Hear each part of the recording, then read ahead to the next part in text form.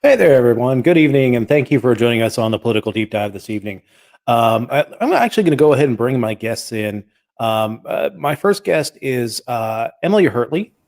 She is from Illinois. She was the campaign manager for Ruff Phillips in 2020, and one of my better friends. Hi. How's it going? Just fine. How are you? Excellent. So anybody who's familiar with the Political Deep Dive After Dark knows that Emily is a regular contributor, and we had a great conversation last week regarding consent culture during the After Dark show. So wanted to bring her on.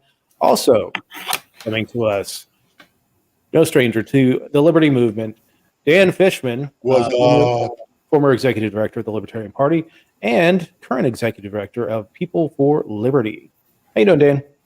I am doing well. I'm psyched for this conversation. I think that, it's one of those things that, like, I was slightly worried that when you said we're going to have a consent culture conversation a week later that, we might have missed the news cycle. But no, silly me. Crap like this doesn't go away. No, it never goes away. And as I pointed out during the, putting out the broadcast, is that it is a key tenet of libertarianism. Consent is a key tenet of libertarianism. You can't have libertarianism without consent being a fundamental pillar of our philosophy. I do have some really awesome comments. So one, Hody, I absolutely agree. Thanks, Hody.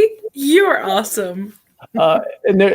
Before we get too deep into our conversation on consent culture, of course, news today that the capital of Afghanistan has fallen to the Taliban. The Taliban were filmed inside the presidential palace. The Afghan army folded like a metal chair under my corpulent ass. I mean, we weren't even evacuated yet. We're still pulling people out of Afghanistan right now. Mm-hmm. Right. I believe the Marines are still holding the airport.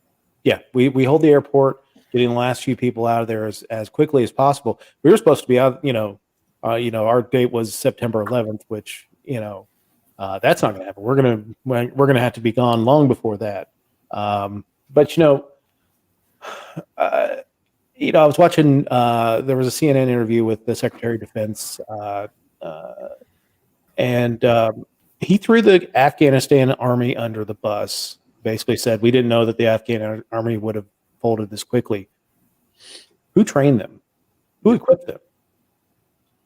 I mean, now that equipment is Taliban surplus, and we'll probably be fighting that in some kind of incursion later on in our time. It's exactly the same as when we ended up fighting against Iran and they were flying our own F-4s against us. Yeah, absolutely. We lost, over 8,000 Americans in both Afghanistan and Iraq, these two wasted wars. And people are mad that we're doing it now.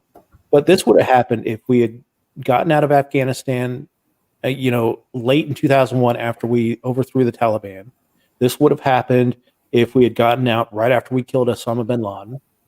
this would have happened 10 years, 20 years, 50 years down the line, no matter when we would have gotten out of Afghanistan. This would have happened. That we spent, 8,000 lives and, almost $7 trillion in our treasure and, our money, and, with nothing to show for it other than broken bodies, broken minds, just numbers of people who, would have been killed in previous wars, but because of, we have so much damn experience in fighting wars now that we are. We excel at battlefield medicine and trauma intervention. Yeah. There's no question about it. It's worth noting that we spent more in Afghanistan than we have spent about in the fight against COVID. People are complaining about, we've accumulated this $6 trillion in debt. Well, that's less than what we spent in Afghanistan. Yeah. It would be much nicer to say, you know what? We didn't do Afghanistan, and that meant we had all this extra money to spend on COVID. It's been a waste. And I'm sorry to my friends, family, people who are watching this right now, who served in the military, who went over to Afghanistan, who went over to Iraq, and fought, and just to,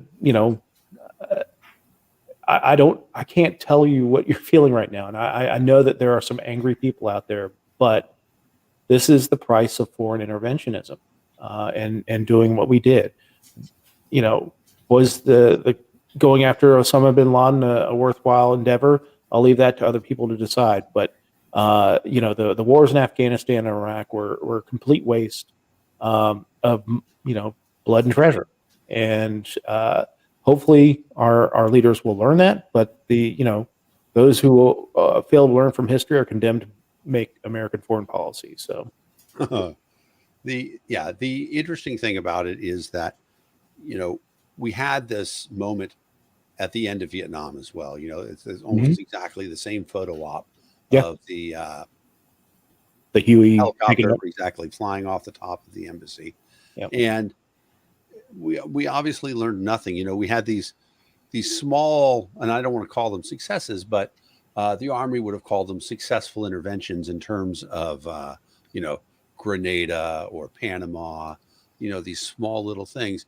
But when you put the Army in a country, aside from the fact that you put Americans in harm's way for, a tenuous purpose at best, the withdrawal is never going to be according to our terms, because we're leaving. Those weren't our terms. Our terms would have been that, somehow we had convinced people to not want to fight us anymore. As it turns out, you can't do that by bombing the crap out of them. The Americans dropped more bombs on North Vietnam than were dropped in all of World War II by every country. That did not make the North Vietnamese submit. We have a break in our thinking, because we think that it's better to spend money on military intervention and listen, I'm not, I don't want to advocate for spending money in foreign countries, but if we were to have taken that $7 trillion and built infrastructure and just given it to the Afghanis, that would have been a lot more effective than anything else that we did, because there is a wealth factor. Wealthy people don't go to war because they have too much to lose. So instead of trying to bomb them and make them poor, why don't we money bomb them and make them rich, and then they won't want to fight anymore, and we don't have to send any troops overseas to do that. Yeah, or I mean, at the very least, I'm not, foreign aid is, as PJ O'Rourke says, is giving, taking money from poor people in the United States and giving it to rich people overseas. Right. But allowing companies to do business there, allowing free trade, free markets, that's something I'm down with. So, I mean, when you're talking about what was a more worthwhile use of that money, $7 trillion, helping people is far better than bombing the crap out of them. We'll bomb them back to the Stone Age. Well, that's like a 2-week loss for them at this point. It's like Yikes. you're Yikes. not Well, really doing anything that they're not completely experienced in at this point. Yeah. Sorry, I got more comments coming. Let's see. We did have an announcement today that the Canadians are, Justin Trudeau announced a surprise snap election for September 20th to decide what to do with the COVID controversy in Canada. He feels that he's in an advantage at this point, but just as with Gavin Newsom in California, 6 weeks is a long time in politics. And whether you're feeling good now, in 6 weeks, or whatever September 20th is, it can change quite a bit. When they announced the results for the California recall election, the Gavin Newsom was in a good position at that point. Plurality of voters wanted to retain him, and now he's way underwater, and he's getting desperate and lashing out to a lot of people. It's kind of fun to watch. But yeah, Canada might have a same thing happen with them. So yes, I completely agree. Recall Newsom. And then somebody else asked us our stance on what's going on with COVID. Mandates suck. Mandates suck. Mandates suck. I am against mandates. I'm pro mandates. You're pro mandating. Mandating. Government mandating. Well, G-men can mandate if they want to. They used to. Yeah. But yeah, I'm against mandates. Forget mandates. Forget passports. All that good stuff. So I have to tell a super geeky joke. Dave, are you familiar with basic Unix commands? Oh no, I'm not that. I'm not Okay. that down. Well, then just for the geeks out there, man is a command that you use to get the manual for how to do something in Unix, and there are two fundamental commands: date to get the date, and so you do man date. But then there's also mount to mount a drive. So a lot of times you would type man mount. So Unix was ahead of all the other OSs in being accepting of. Very nice. Must learn Unix. The German word for team is manshaft. Interesting. Would you like to be on my manshaft? Sorry, we're letting a little bit of the After Dark bleed over to this episode. That's okay. Sorry to anybody's sensibilities who got offended with that one. Well, so the last thing I want to say about Afghanistan is that the people who are unhappy about what's happening there are the ones who need to make the change, because we went through this, and after Vietnam, there was a serious change, and it lasted for a long time. There was a concerted effort that the U.S. wasn't going to get involved in overseas wars. And for a long time that lasted, and the government looked to find ways to get around that. And, finally they did. And, 9/11, everybody was up in arms. They wanted to do something. You can make an argument that because the training camps were in Afghanistan, maybe there's some justification to go in there and do something in the beginning. Nothing justifies 20 years of essentially occupation and making deals with the people who weren't popular, who couldn't win an election. And so, now we have this terrible situation where the 80,000 people who took American promises seriously, who pledged their lives to help our cause, are now being left behind. Yep. And left behind to, probably a terrible fate. And, that's a really terrible situation to be in. The best way to get there the best way to avoid it is to not, yes, that's very funny. Is to not be there in the first place. Mm-hmm. If you have to go in, have an exit strategy. Okay. Our strategy should never be to occupy another country.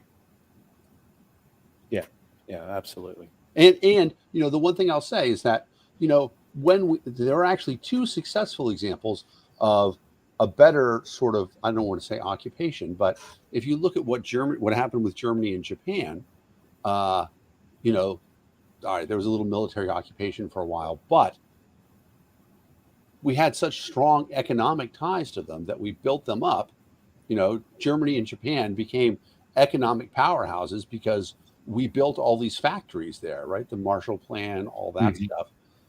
And now they're strong capitalist countries. That's what we want. Maybe not as strong capitalists as we are, but they're strong capitalist countries. Yeah, exactly. All right, so let's get back to the story at hand this evening. Let's talk about consent culture. Dan, you are I will say the libertarian expert on this. So I'll let you go first. What is consent culture? Consent culture, I mean, the consent itself, I like to think that it is a core word for Americans because it's in the Declaration of Independence. It says the government derives its just powers from the consent of the governed. That's an important phrase, the idea that we have to consent to be governed. Consent itself is an even stronger word. There's two fundamental ways that you can try to influence somebody. You can either try to persuade them or you can coerce them. And coercion involves using force, involves using leverage, trying to make somebody do something through threat of something bad happening, as opposed to persuasion where, I can be persuasive as hell, but you don't have to worry that you're going to suffer some detrimental consequences if I can't persuade you of something. Libertarians believe this fundamental idea that we own ourselves. You own yourself, I own myself. And because I own myself, nobody else gets to tell me what to do with my body. My body is my property. Nobody else gets to touch my property without my permission. Nobody gets to put something in me. Nobody gets to take something out of me. Nobody gets to sniff my hair. And I'm having a particularly heinous hair day today, I must add. All that stuff is critical. That's what consent is about, is that absent consent, nobody should have any interaction with you, period. You have to consent to almost every interaction. Now, obviously, in a public space, we might see each other. Okay, that's happened. We don't need consent to look at each other in a public space. But if I want to come up and touch you, even something as casual as shaking your hand, I never go up and grab somebody's hand and then start shaking it. I put my hand out and I let you have the chance to shake my hand so that you can consent to having a handshake.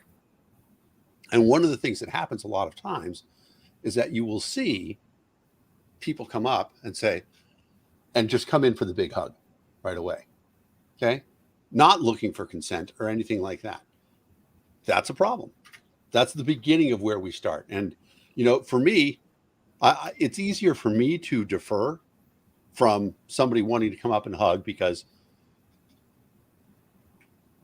I can put my hand out, I can stop them, I can physically resist, and I have to deal with some social issues that, somebody might say, "Oh, what are you doing? That's a little weird." But I have the ability to stop being touched. And more than that, I also have a pretty good expectation that if I'm standing with a group of people, nobody's going to come up and put their hand on my back without my consent or put their hand on my bottom without my consent.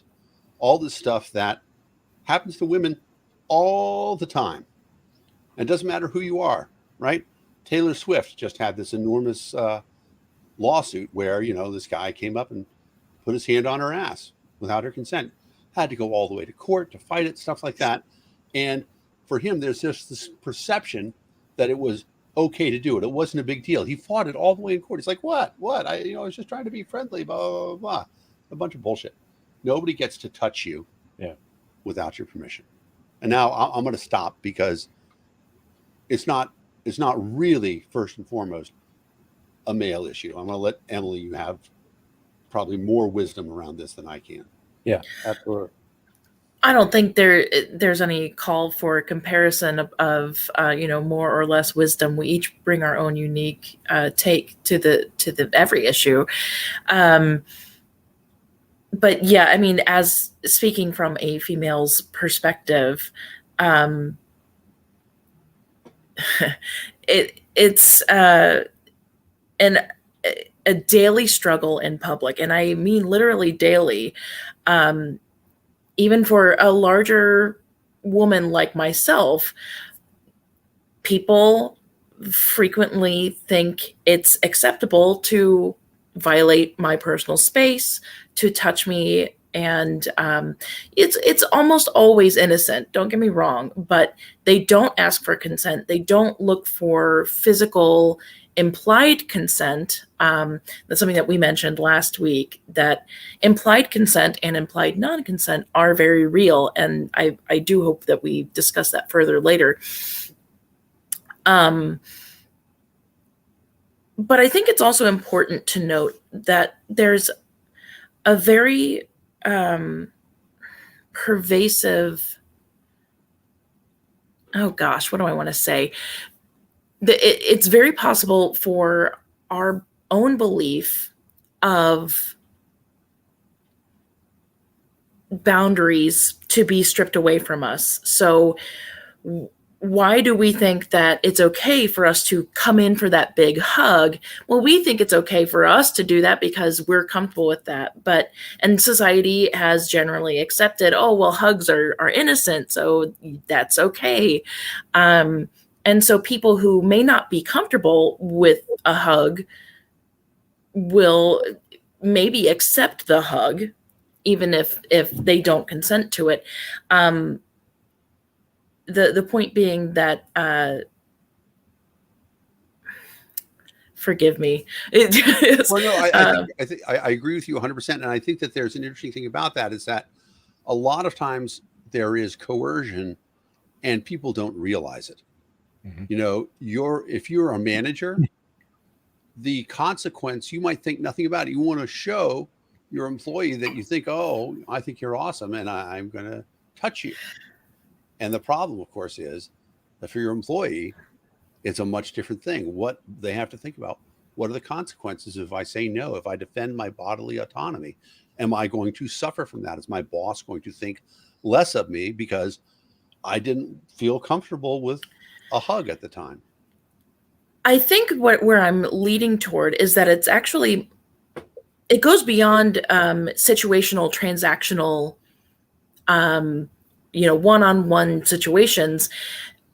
When society, government, etc., strip people of their autonomy enough, it's very common for people to accept that they don't have the right to their autonomy. That's such an outstanding point. In fact, that's the point of the evening, because there's so much stuff that happens at a governmental level, at an authoritarian level, that makes us say, oh, you know what?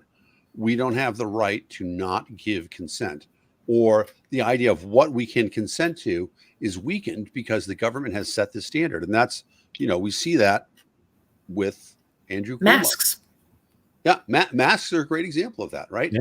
The idea that, the government gets to tell you what you're going to do, right?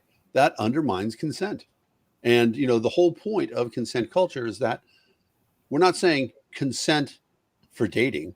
We're not saying consent for, vaccinations. We're saying consent culture.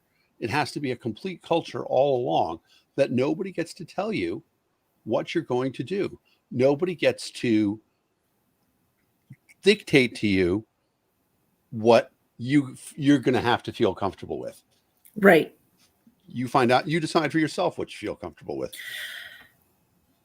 And that goes along with society making the decision to not add peer pressure to the mix, because that is coercion. There is a subtle threat of being distanced from our the people that we love, the people that we want to connect with. If we don't wear that mask, or if we don't get that vaccine, we're going to be shunned from, or banished even. Shakespeare wrote about the deep pains of banishment, because it's a human problem. We need that connection. We need to consent to being with the people that we love, and peer pressure is coercion. Right. Yeah. And go ahead, Dave.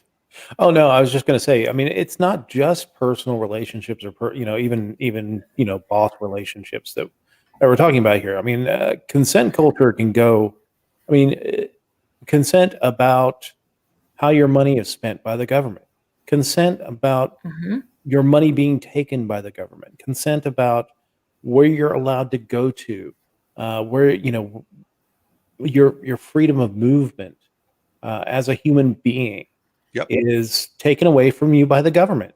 Mhm. And people were like, oh no, I can go wherever I want to. All right, leave the country. Try and leave Yep. the country. If you don't have a passport, you don't get to leave the country. But I'm not going to let the governed get a free pass here, because it is consent of the governed.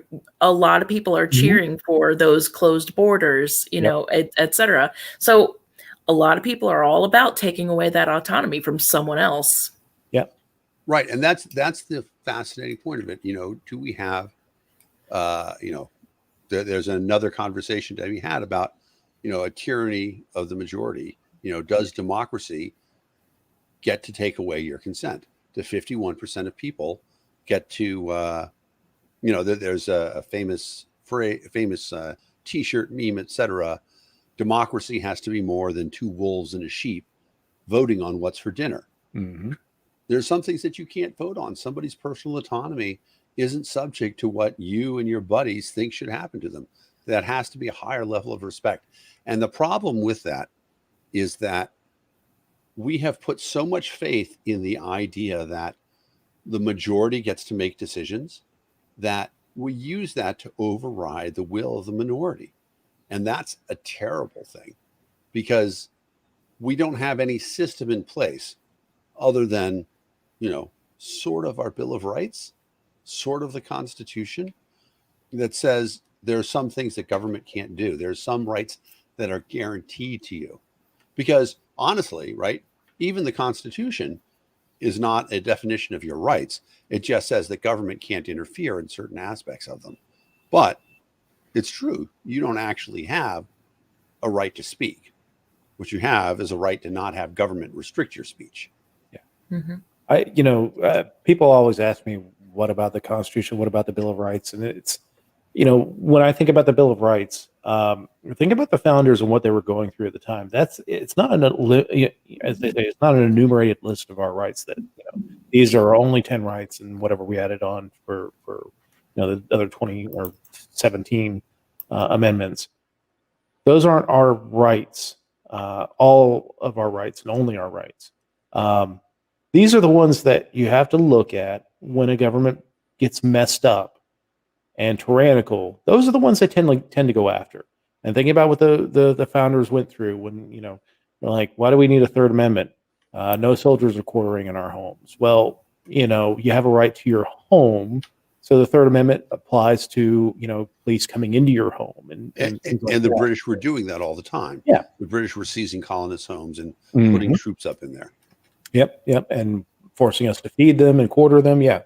So, when you think about the Bill of Rights, those were the exacerbating circumstances that led to the war. So, but that's not all of our rights. Yeah. And if you think about it, there's some glaring omissions in there. Sure. There is no right to privacy enumerated anywhere. You can argue that there's a right to unreasonable search and seizures, but that's not the same as a right to privacy. And it has to do with, the time at which it was written. Okay. Because, in 1789, if you want privacy, just head west. You don't have to worry about it at all. Right.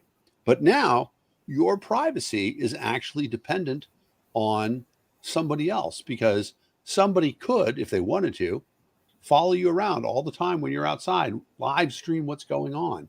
Okay. That sort of thing. Right here. Yeah. And right. Exactly. And that's where we get into, again, this idea of consent, because there's a limit. Like one of the classic conversations is, does somebody have to have your consent to videotape you? And I would argue you don't have an expectation of privacy in public, but I don't think that somebody else could say that they have the right to, videotape you all the time and put pictures of you online. In fact, we can argue that that's something that happens all the time to some people, that pictures are taken of them and they get shared. And, in this terrible lack of consent culture that we have, we fundamentally have no respect for individual dignity and individual privacy, because we don't think that we need consent for some things. We think that we have rights. In fact, this is a new line of thinking for me, but in many ways, what we're talking about is this incredible perversion of what your rights actually are. A lot of people think that, yeah, Eric's got it. People think that there is this ability. Your right means that you get to take pictures of other people because they're in public. And so you get to take pictures of them. You get to do whatever you want to with them because those are your properties. And that's where the law itself is insufficient to the idea of consent culture. And I don't think it ever could be sufficient. Yeah, I think that that's a really good point. Well, it's tough, but we could certainly do a good job of not undermining it at the top level. Absolutely. I think it's a societal issue, which is, of course, going to evolve as populations boom. Americans have more privacy than, say, Europeans, because we're not all on top of each other. We have the benefit of space, so privacy is still a newer thing, whereas people over in Europe, they're already used to not having their privacy anymore. Right. And as a result, we're fighting all those other conventions where people have been expected to relinquish a lot of their rights for the community. Right. But of course, and that's sort of where the whole masking thing comes in, is a lot of people, we see some of the comments going on right now. People are saying, oh, well, if you want to wear a mask, you're free to wear a mask and be afraid, blah, blah, blah, blah. I wear a mask out in places where people ask me to wear masks, and I'm happy to do so because of my fundamental belief of respecting other people. But there are places where people don't want me to wear a mask or don't ask me to wear a mask. I'm not going to wear a mask in those places. Ooh, I agree. Like, respecting other people's wishes is one thing, but I think we've already taken this way too far. A mask is not going to be more effective. I need to be careful with what I say. If someone is wearing a mask, yes, they are protecting themselves. Me not wearing a mask is not going to increase their risk. Well, I'm not really respecting them. I'm damaging my boundaries. I will disagree with that. I don't think that wearing a mask protects you at all, with the exception of the N95s. Wearing a mask doesn't protect you at all. But the basic thing about it is, if you're infected and you spit on somebody, you've got a pretty good chance of transferring the virus to them. Now, that's a different topic, though. That's not what we were talking about. You're talking about whether or not wearing a mask protects somebody else, whether you wearing a mask protects you from infecting somebody else. Yeah, but you added that extra layer of this person being sick that we weren't talking about. Well, the problem is you don't know if you're sick or not. I mean, okay. But if the mask isn't useful in the first place, what's the point? No, but you would agree that if you're wearing a mask and you sneeze, you're not going to spray other people. Right, but you can also, tuck your face into your arm. Sure, you can. But sometimes people don't do that. Sometimes you cough and you don't realize it. Stuff like that. But we're conflating the issue here, because that's the thing, though. With societal problems, there really is no one size fits all answer, and it's very easy to get lost in the weeds. Yep. I agree with that. The fundamental question is, one of consent. And so I don't think that anybody should be forced to wear a mask in their home or in a public space. However, I think that, it's easy to prove that there are at least some cases where a mask makes you less likely to spread an infection. Yeah.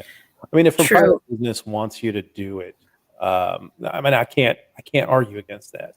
That's their decision. I mean, just like with DeSantis in Florida. I mean, I get for not wanting to have mask mandates. That's I'm down with that. But then mandating private companies not, Yeah. it also takes away their agency. Right. It's I mean, mandating, right. What DeSantis is doing is exactly the same as Obamacare. Okay, it's exactly the same thing, saying, Sure. oh, if you're a company, you have to provide health insurance for your employees. You're a company, you can't have a mask policy. If it's your company, if it's your business, you get to decide what's going to happen in it, period. And the marketplace, if we have a truly free market, the market will let you know. And you know what? There's room for both places. We have Massachusetts banned smoking, all indoor smoking, except in your own private house years ago. There is as a result, though, that meant that a market opened up for very special bars to get licenses that people could smoke in them. Now, there's cigar bars. That's specifically what their business is. But people who want to smoke go to those cigar bars and hang out in them. And that's where they can smoke cigarettes and drink at the same time. Now, me personally, I will tell you, the kids don't even understand this anymore. But it used to be that when you would go to a bar and everybody was smoking there all the time, your hair would smell of cigarettes when you got home and your clothes and stuff like that. I would happily, now that I'm not a smoker and I quit smoking April 27th, 2001, I would very happily choose to go to a non-smoking bar over a bar that had smoking. And in fact, that happened when we were in South Dakota. There was a bar I went to for the first time, and they had smoking in it. I was pretty shocked. And I'm like, yeah, I'm never coming back here. And I didn't go back the rest of the week I was there. People can vote for their dollars. And that's the same thing that what should happen with, restaurants that want to have masks. I mean, considering nobody wears a mask when they're eating anyway, it's kind of a silly thing. However, let's talk about other basic hygiene things. If a restaurant says, you know what, we don't require our employees to wash their hands, that's good. I would like for them to publicize that if that's their policy. Exactly. You used to have cigarette vending machines in bars. People get to choose the one that they want to go to, and that's it. And so if there's maskless restaurants, people should go there if that's what they support. If you don't care whether or not your server's wearing a mask, go. I can tell you, I went to several restaurants in South Dakota that nobody was wearing a mask. I didn't care. Yeah. What I was trying to get at was how making the blanket statement of, if someone asks me to wear a mask, I will put one on out of respect for them. I think that statement undermines the consent, because or the general. I'm terrible at speaking today. I've been tripping over my words all day, but because you have every right to protect yourself and to do whatever you want with your body, and it's not disrespectful to someone else for you to do whatever the F you want with your body, as long as it isn't harming them or, in any way infringing upon their life, property, or, health. So, I just want to be very careful about saying it's respectful to put on a mask if someone asks you to, because I think it's disrespectful for someone to ask you to put on a mask. I think it depends on where you are. Sure. If, so we had, I do compare this a lot to smoking. So Libertarian Party of Massachusetts is very involved in fighting when they banned smoking in public parks, because I think in a public park, you ought to be able to do whatever you want. People go to a public park. You can no more expect to not smell cigarette smoke occasionally than you can to not hear kids screaming in the park. Sure. There are times that I certainly say to myself, well, I'd like to go someplace where I don't hear kids crying right now. But, I can't really ask parents to not have their kids cry. On the other hand, if I'm on a big giant beach and there's nobody else there, and a family with a couple of kids comes and sits down right next to me, I'd say, hey, guys, the whole beach. Your kids would probably be a lot happier than watching me shoot heroin, which I'm going to do in the next 5 years. Something like that. Start pulling rubber band out. That took a turn I wasn't expecting. Exactly. Maybe your kid can help you find a vein. Jesus Christ. Hey, kid, you got some steady hands? Oh, boy. Yeah, that's the thing. Stephanie makes a good point. I could get up and move, but that's societal niceness here. Exactly. I mean, well, we have to have some. Yeah, it is a critical thing, and that we all have to realize that we all exist. We live at the sufferance of each other, and we can point to a lot of cases where one crazy person can do a tremendous amount of damage in horrific ways. Having a society that's a little more tolerant of people and their individual liberties, I don't have any proof. I can't back it up, but I've got to believe that's going to help that by not having as many frustrated people in the world that have to lash out. There is, a point of which I choose to be a member of society. Okay, that's my choice, but I do it because there are benefits. In many ways, it's almost a contractual thing. By being a member of society, I get a lot of cool stuff out of it. I get to hang out with people. I get professional sports leagues, all these things that are really meaningful to me. And do I have to compromise some things along the way in order to have that society? I do. I don't get to be the king. I don't get to tell everybody what they want to do. I have to treat others with respect. That's a compromise, a choice that I choose to make. If you don't want to make that, you can still go to rural Alaska, live on your own, find a place where you don't have to deal with a lot of that crap. Well, and I think that statement it gave me it triggered my, well, you should just move to Somalia, so yes, respect goes both ways, and that's why I was so adamant about saying something about, yes, if I were on a bus and someone asked me to put a mask on and we had nowhere else to go, sure, I'll put on a mask, like, just if I don't have to breathe you in either, fine. But because of the current societal situation of perpetual fear, people are going to try more and more to control their environment in the exact way that they want to control it, which strips people of their liberties, which is why I said, hey, it isn't always respectful to ask someone to wear a mask. Right. Well, I definitely agree with that.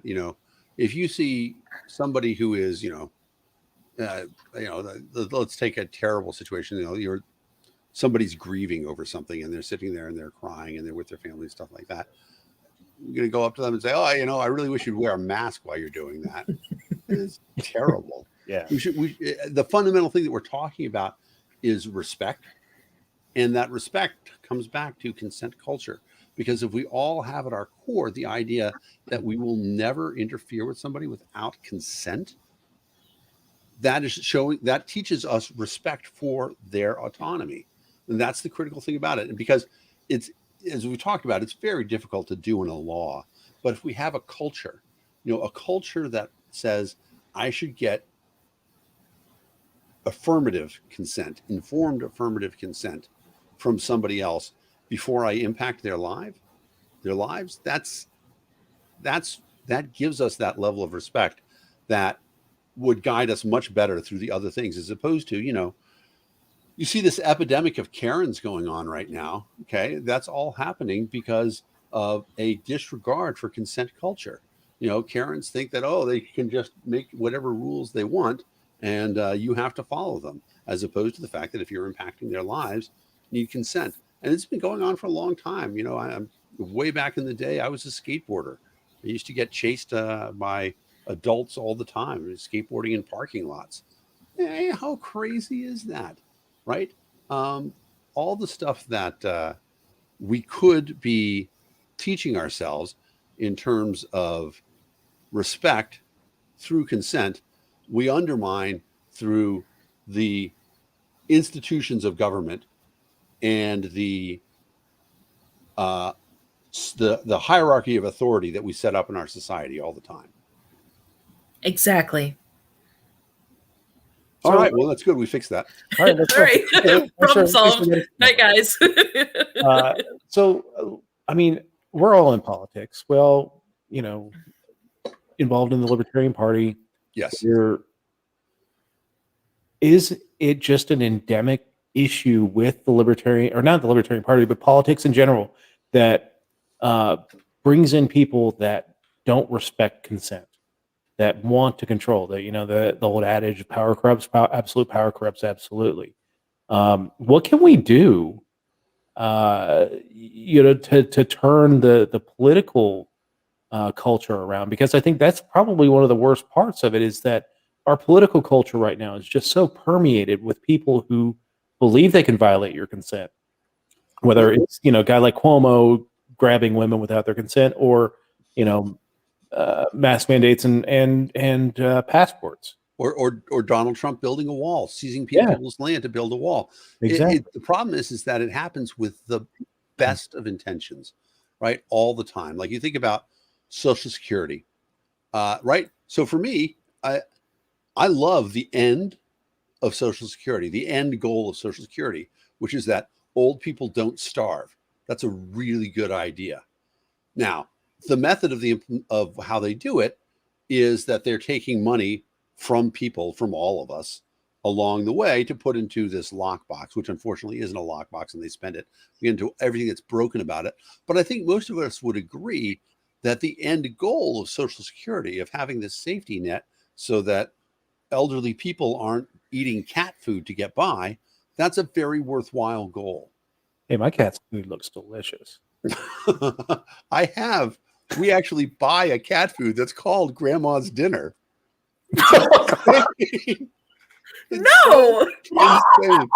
Oh, I'm gonna have to find a picture of it and put it on the screen now. That's so wrong. It is. It's so wrong. Hang on a second. Wow. Okay. But it's the Friedman maxim that the do-gooders want you to judge their programs based on their intent rather than what they deliver. Right. We intend not to have grandma and grandpa starve. What have you delivered?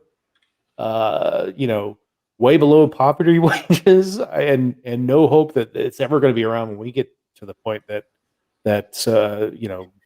we qualify for Social Security. Especially in a country that's now $29 trillion in debt. Right. Kim was such a better speaker than I am, and I'm sure that she would say something so much more eloquently than I'm about to, but we have to educate from the societal position that we're in order to change upward, because they only operate with our consent. So the louder people like us talk, the more we have these conversations with everyday people, not just in our echo chambers. That's how we make the change. We have to continue to say, let's not do this. Let's do this instead. Right. We have to provide what to do instead. And that's even just like for, parents with their children. It's so much more effective to change behavior by saying, don't do this instead. It scales all the way up. Yeah. And as far as politics being permeated by people hungry for power, this isn't new. That is politics.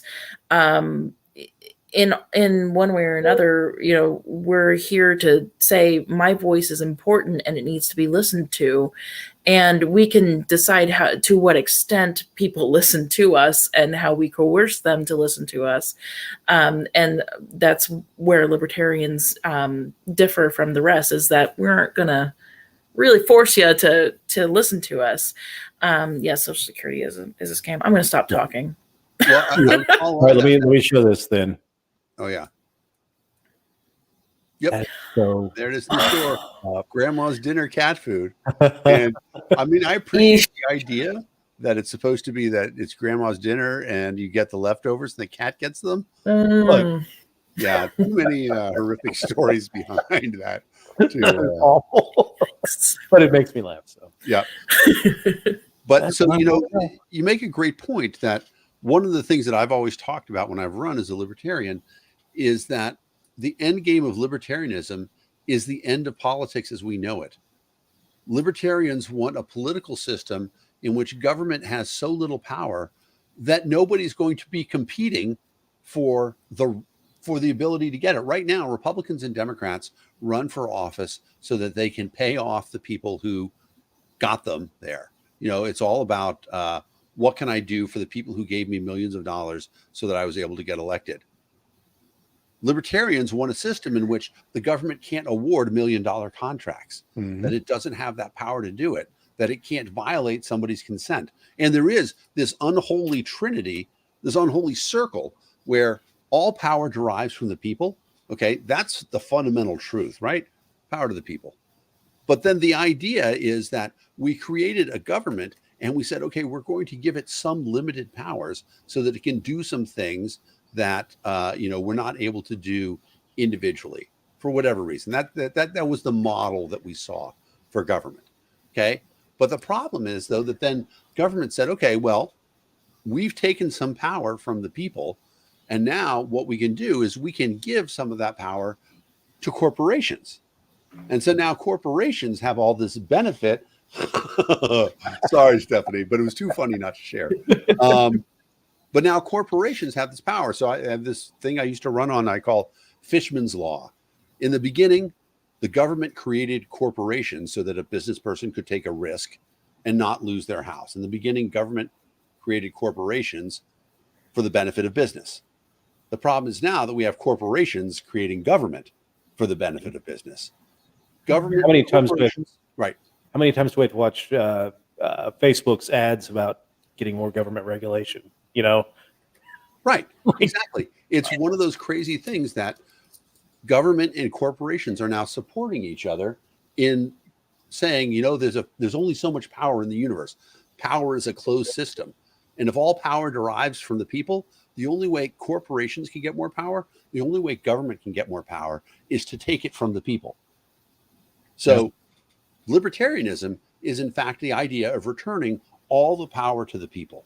So that means depower government, empower people. It's very simple. And if you depower government, you're taking power away from the corporations too, because all the power the corporations have is given to them by the government. Yeah. Yeah, absolutely. And fueled by the people. Let's not forget, we consumers.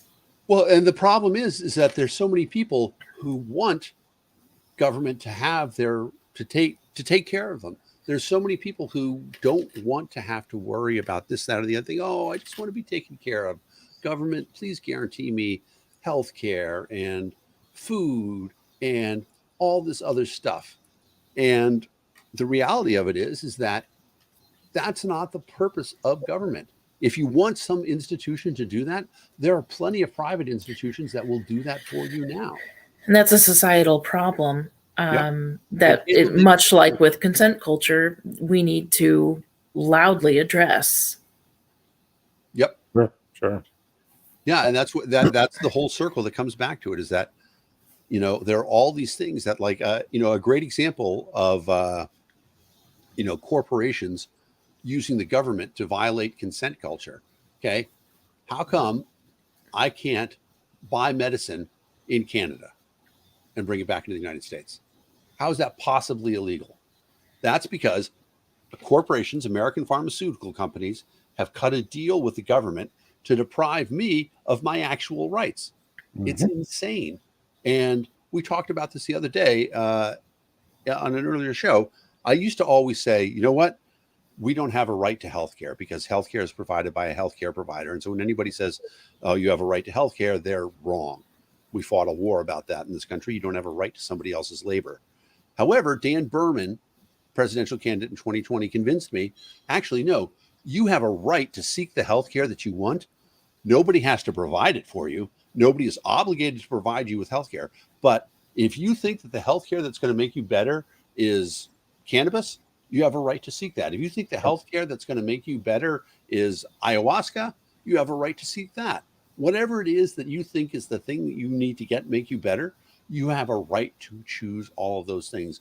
Government shouldn't get in the way. Yep. And again, that's about consent. I get to put into my body whatever I want.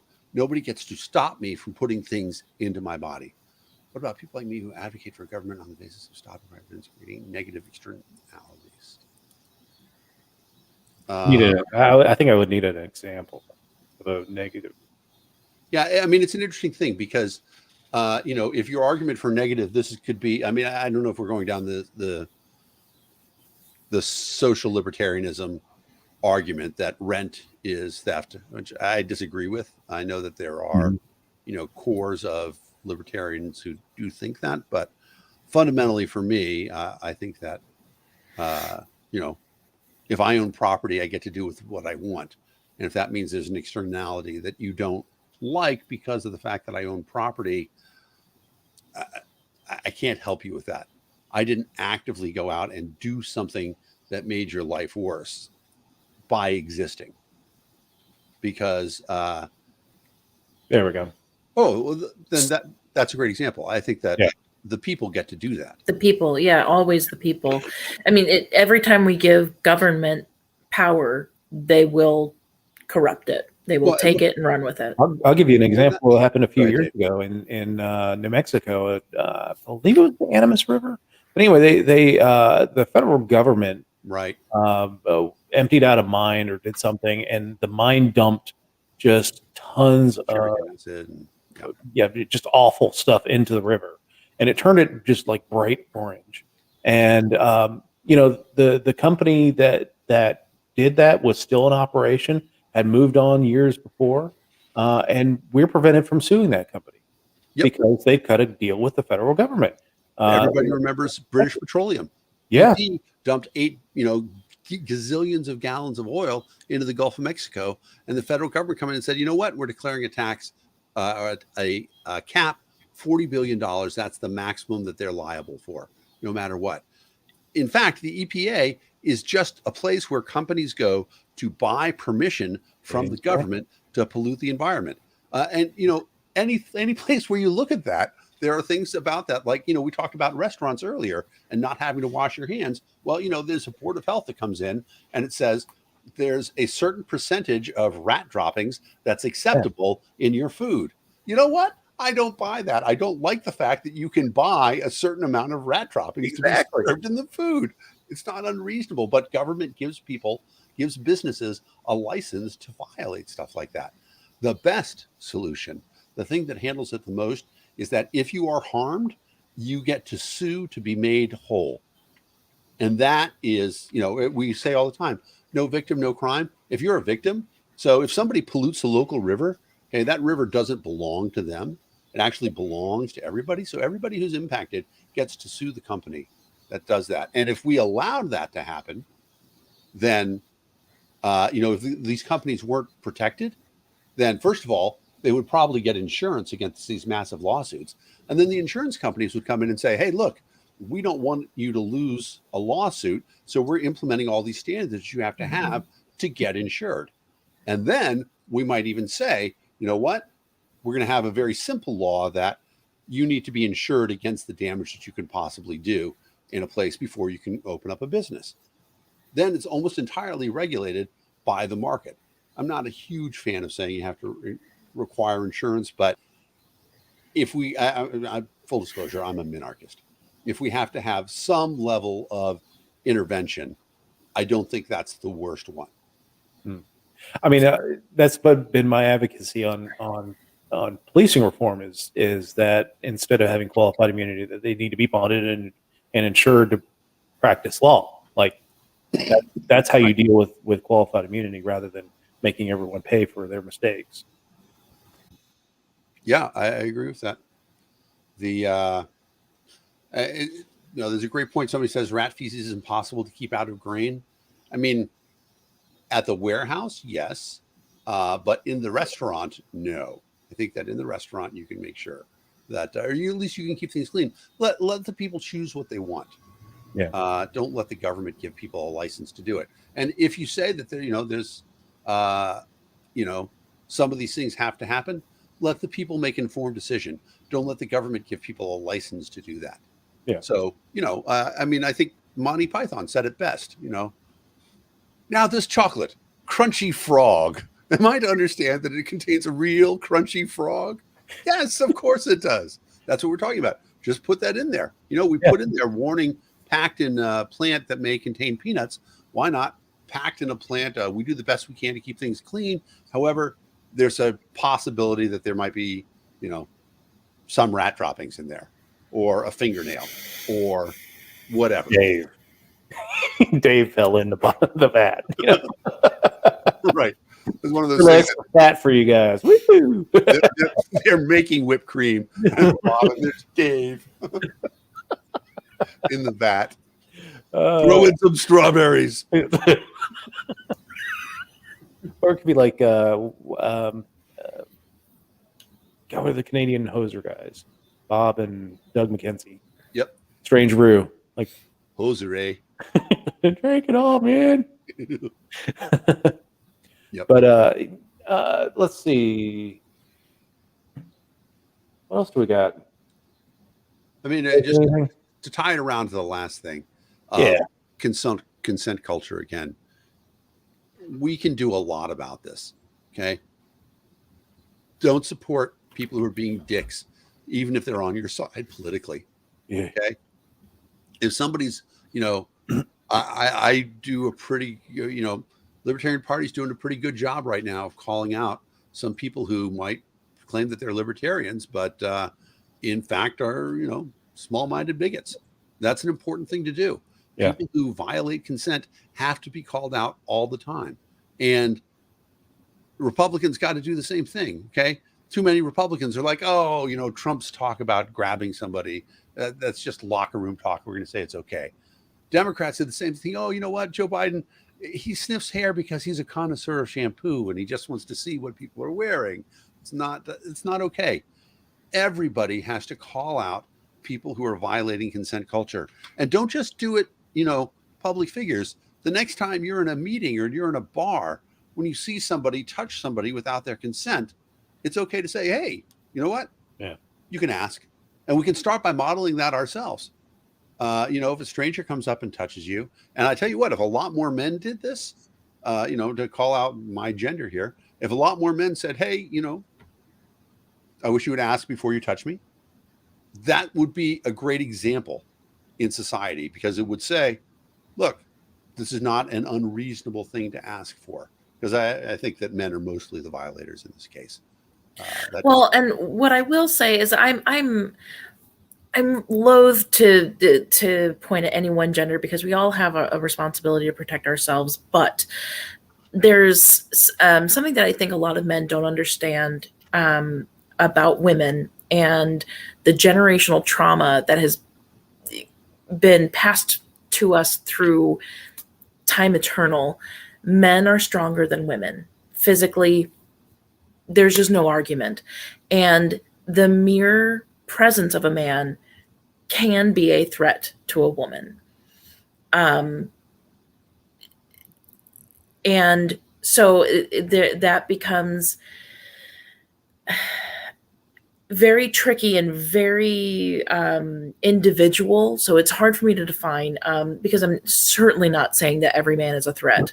But what I am saying is that some women do find every man to be a threat.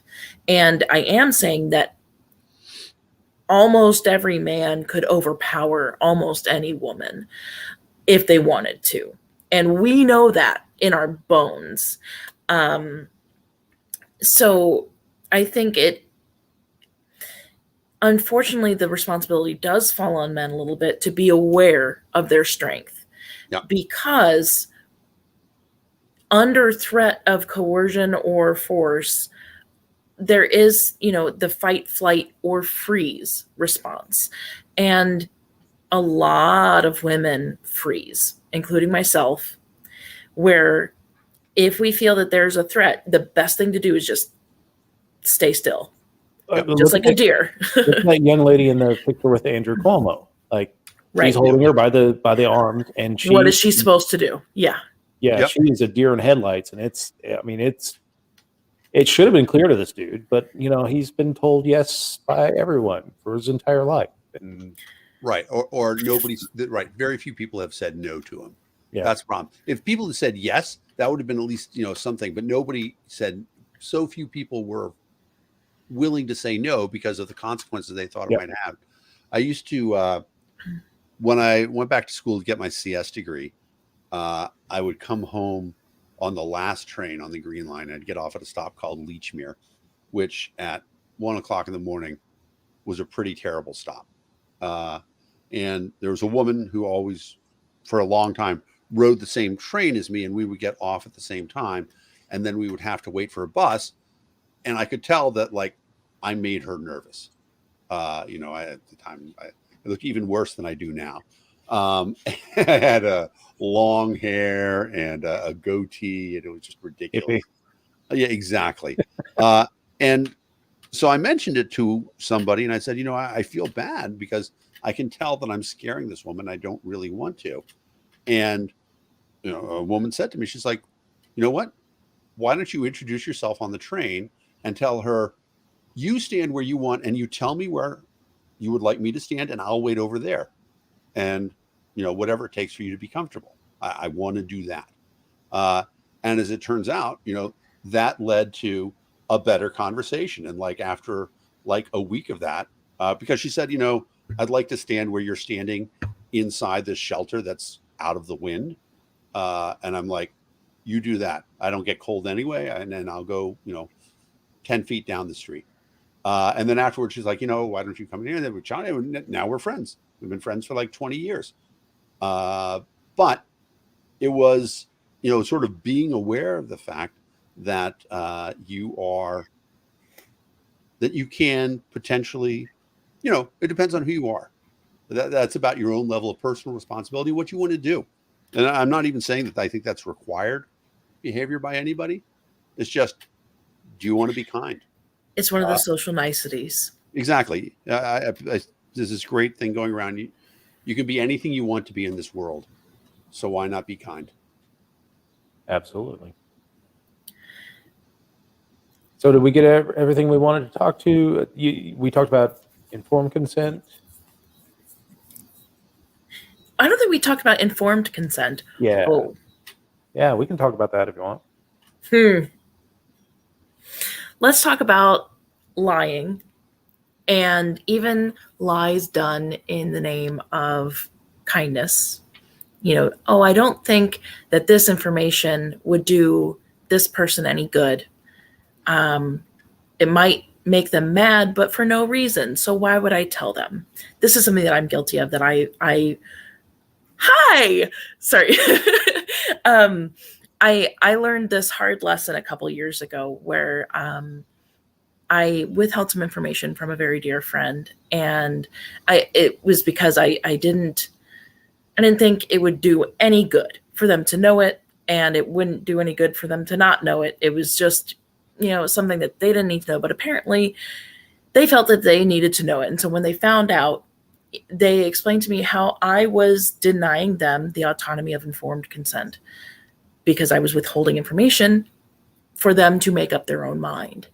And that's something I would love for both of your input on, just to discuss more just that topic. Yeah, sorry. So I'm going to guess that this has to do with, you knew that somebody was a douchebag and you didn't tell your friend that they were a douchebag. Is that it? Sure. Okay. No, but let's go with that. But I mean, it is an interesting thing because, so one of my favorite things to do, I am, to set the audience off, I'm genetically predisposed to be a yenta. So I like to set people up. I say, oh, I've got this friend. I think you guys would make great partners, stuff like that. But there's a lot of times where people will ask me, so what do you think about me and this person? I'll be like, I don't know. Maybe you should get to know them better. That sort of thing. And there are, is a lie of omission always a lie? Does that impair informed consent? It's an interesting thing. For example, I have a friend who is a very good friend of mine. I have never seen him be violent ever. However, one ex-girlfriend said that there was a point in time at which he shoved her. I don't know. I don't know what happened. Knowing my friend, I don't believe that ever happened. But I don't want to disregard or, and I also know how sometimes in couples, things can be misconstrued at times.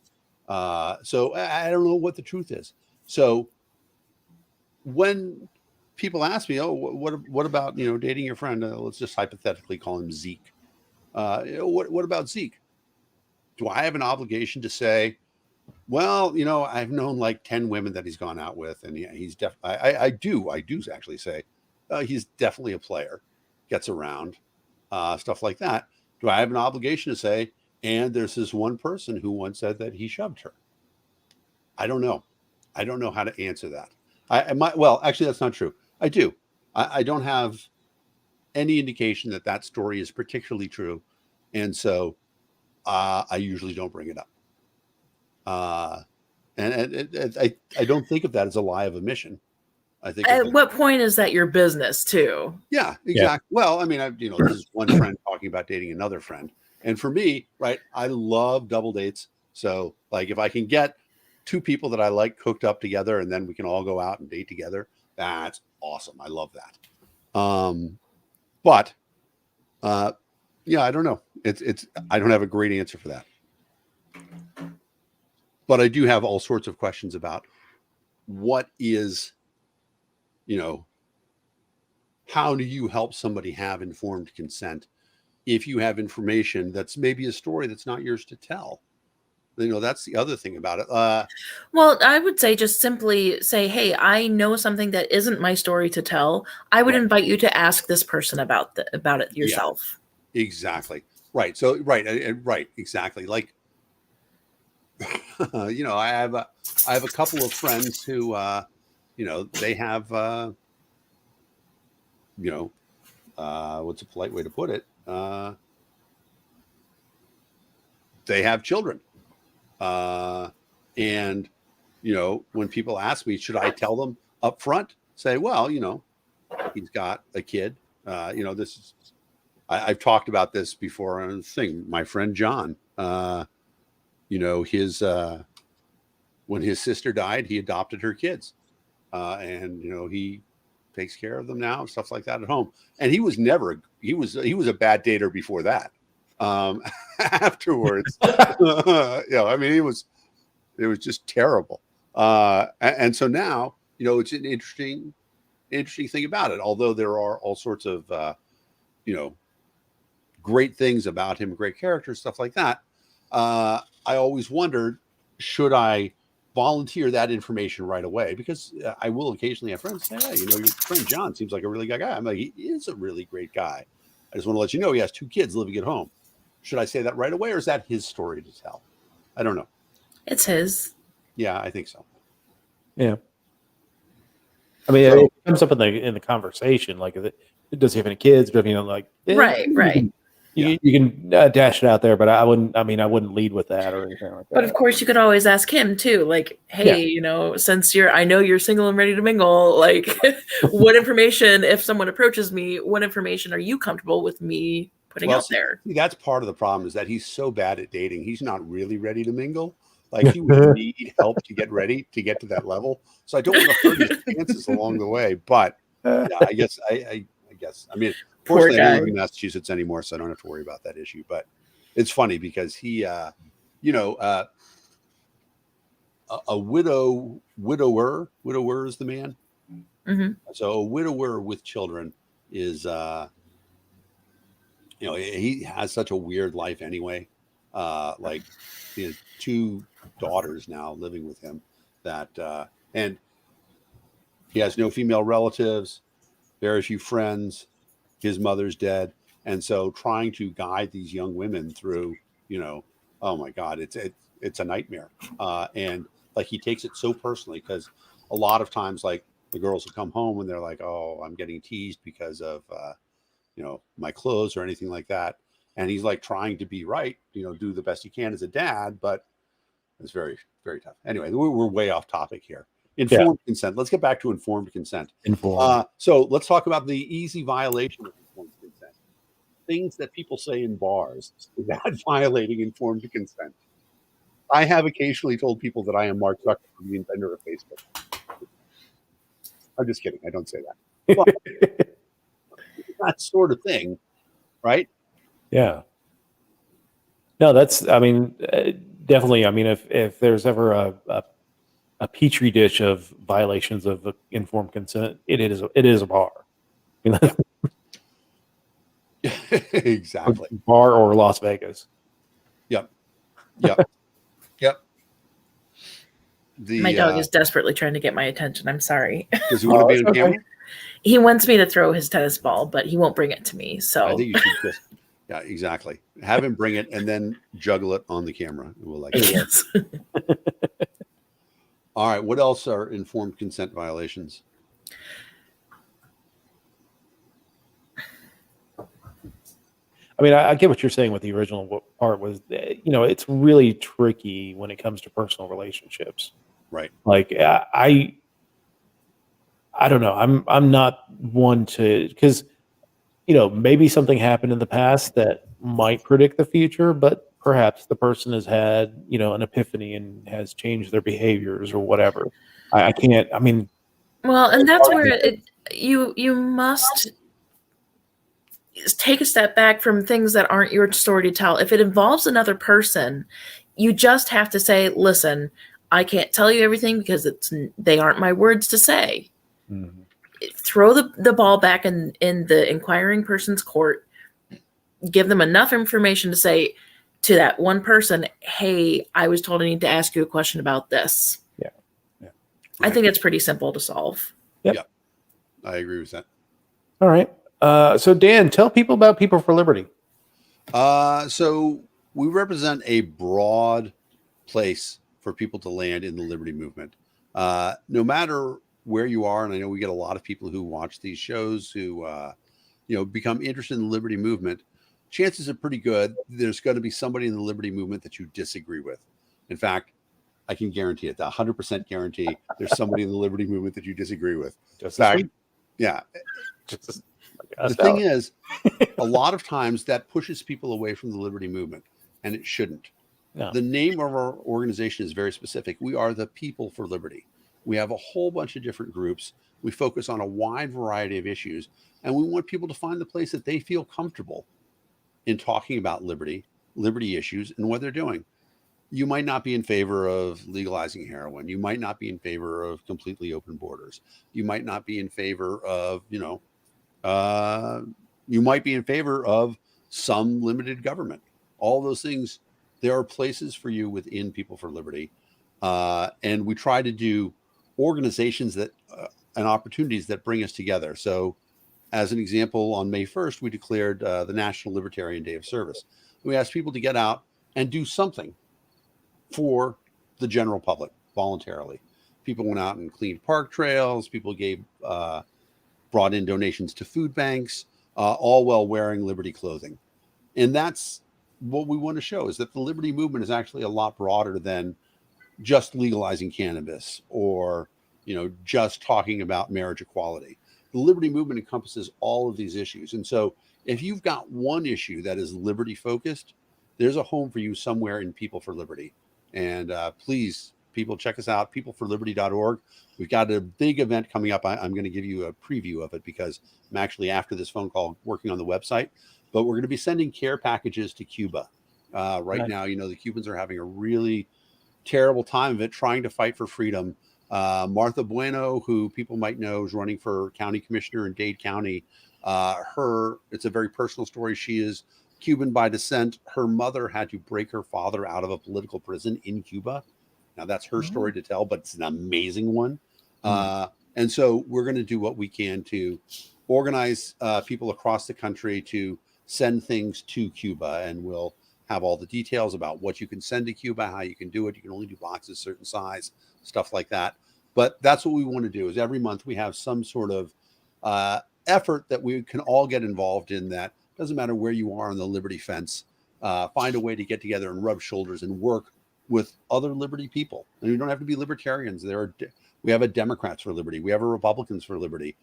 Finding a way for a libertarian and a Democrat and a Republican to get together and say, we agree that this freedom is essential, that makes the world a better place. And so that's what People for Liberty is all about. It allows you to get in discussions with those people and explain to them why the other freedoms are essential. Exactly. Which is exactly what we were getting at the whole night. Yeah. Right. And the thing about it is that's when you talk with other libertarians, okay, or other liberty people, you're not really teaching yourself anything good about how to communicate the message. Yes. But if you talk to a Republican, like I always say all the time, I have a couple friends who are Marxists, and I'm much happier having a political conversation with them because they actually know what they believe. Democrats and Republicans have no idea what the hell their political philosophy actually is because it's changed so many times on them. Marxists have this very clear thing. And the thing is, to a certain extent, right? Marxists, there's all of us, I believe in a certain limited level of Marxism, right? The core idea of Marxism is from each according to their abilities, to each according to their needs. And that's how your family probably ran. When you were a kid, your parents, who had the ability to take care of you, did take care of you from each according to their ability, to each according to their needs. They provide you the thing to go out there. And then if you're very lucky, you will get a situation where you get to return that favor and you have the ability to take care of your parents from each according to their ability, to each according to their needs. Now, do I think that works anything larger than a family scale? No, absolutely not. Would I form a government on it? That's completely crazy. But the fundamental idea of taking care of people from each according to abilities. And so, I like to talk to some Marxists about some basic ideas about that, about how they believe taking care of each other. I don't agree with using force. Yeah. There you go. Emily, what you got going?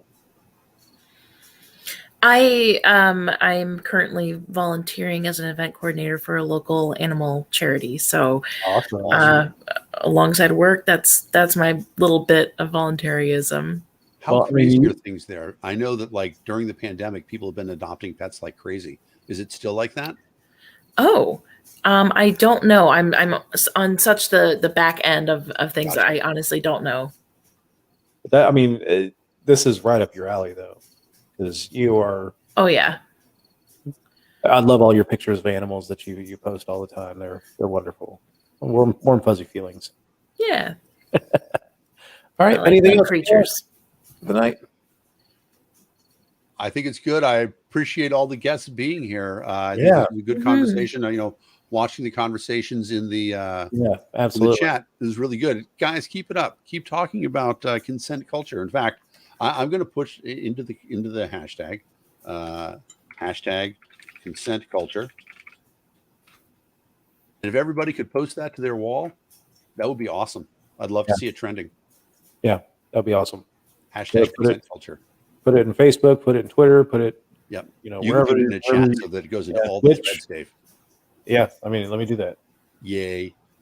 Because consent culture, it's an easy thing for us to talk about. And it means something to everybody. Everybody, the one unifying experience, everybody's got a situation where the government has violated their consent and they think it's wrong. So let's start talking about that as that unifying thing, that we all agree with the idea that consent has to be culture. It can't be law. It can't be anything else. There it is. Share it up, guys. Share up consent culture. Sorry, people. I'm trying to stop using guys. Share it up, people. Yeah, no, I'm still using guys, and I hate it. Yeah. Y'all. Yep. Y'all. Peeps. Y'all. Folk. All right. All right.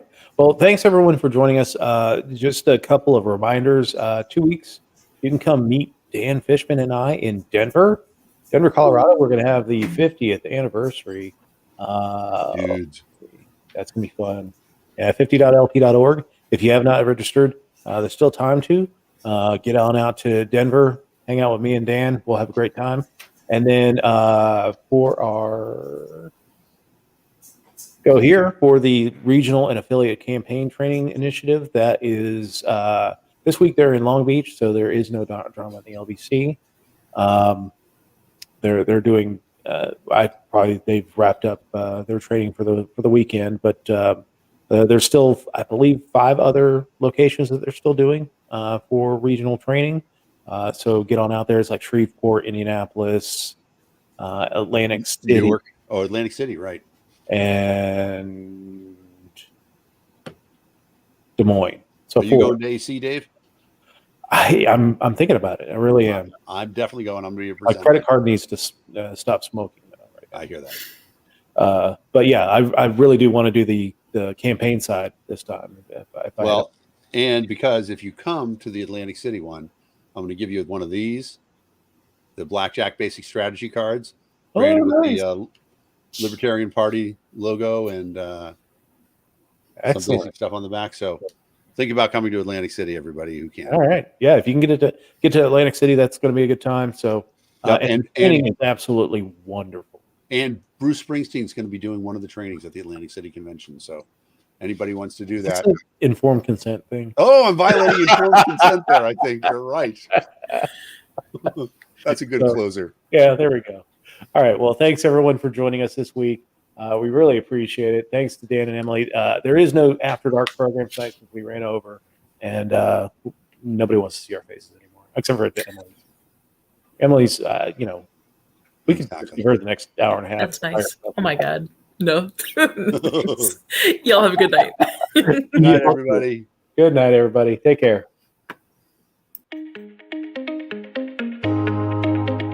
Thank you for joining us on the Political Deep Dive. We air every Sunday night at 8 p.m. Eastern.